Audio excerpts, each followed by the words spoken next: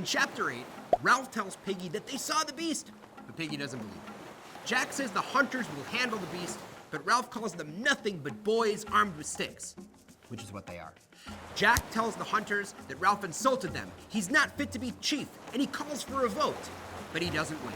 So he runs away, literally saying he won't play anymore. Ralph tries to stop him, but Piggy says, let him go. Ralph hopes he'll be back. Simon says they should go to the mountaintop because there's nothing else they can do at this point. But once again, no one takes him seriously.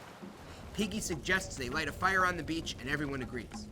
Now, Ralph and Piggy talk, and they note that a lot of the big kids want to be with Jack. And this depresses Ralph. He's trying to help everyone. Why don't they see that?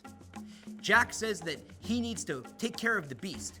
They need to kill it, and they need to focus on that first and foremost. Jack and Roger go hunting, and everyone laughs at the blood on Jack's hands.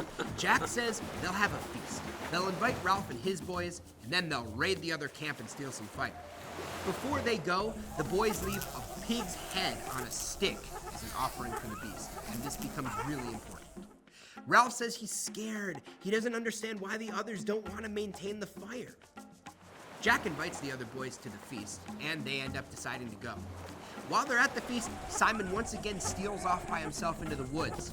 This time, hot and delirious, he begins a hallucinogenic type of dream where the head on the stick starts to speak to him, and it's referred to as the Lord of the Flies. A lot of important stuff in this chapter.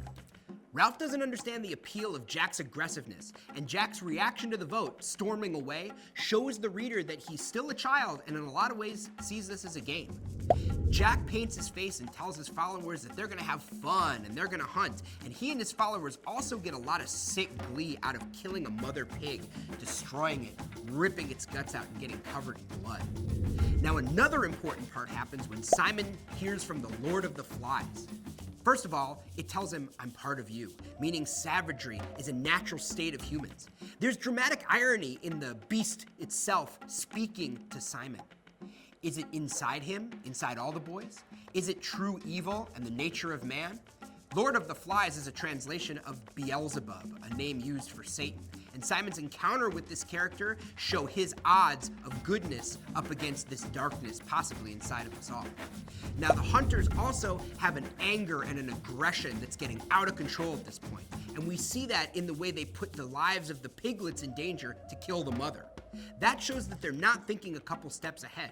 How are those piglets going to nurse and fend for themselves? There is no future in their immediate living.